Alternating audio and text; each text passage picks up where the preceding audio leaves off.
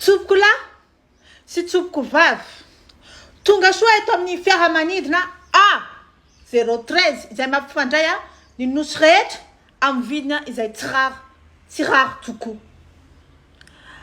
Angaviana anareo mba hametraka ny fitombenanareo eo amin'ny plasiny ary hamatotra tsara ny fehikibo fiaramanidina mantsy mitsangidina ary tsy hisoma aminareo. Raha sanatria misy loza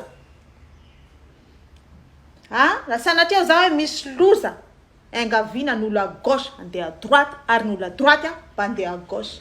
Misy jiro famantarana an'izany izay hazava tampoka eo ambany eo mba ahitavanareo hoe aty misaoty na arỳ. Raha sendra misy ny fahasemporana sy fanampinana oxygène ao anatin'ity fiara ty de milatsaka ao tapon-dohanareo ny masaka oxygène.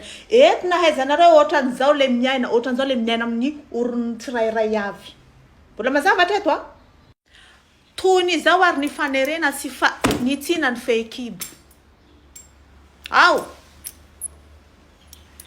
Ny ceinture tompoko na ny fehikibo s'attache et se détache. Tsotra, s'attache et se détache. Raha bebe kibo anao de sotomy tsara, raha mahia anao de avelao ambilendikana. Mazava? Apekaro ny la fenêtre kely eo anoloanareo fa mbola tsy any antranonareo nareo zao.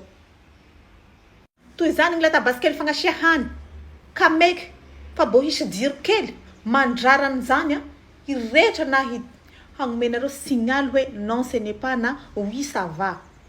Donc apekaro lata basikely fihinana fa ka meky nareo fa mbola ao le voan'ny mahabibo. Zakanao nga ny voan'ny mahabibo ary laninao.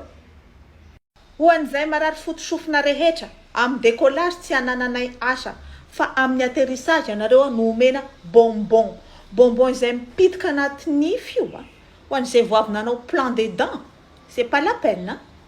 Toy izao indray ny organisation amin'ny toilette angaviana izay voan'ny diarrhée mba hatao priorité ary izay constipé mba hiandry kely rea. Mba hisoroana n'inona? Mba hisoroana le vorivory devant les toilettes tsika. Ho antsika zay manana téléphone finday, angaviana anareo mba hamono azy na anao mode avion. Tsy anao taba les boîtes noires zany fa lasa tsy ambony piste eo no miatterrir. Bon, fermeture des portes et rendez-moi écouter le toboggan. Ladies and gentlemen, welcome to the flight 013 to Madagascar. To when you put your ceinture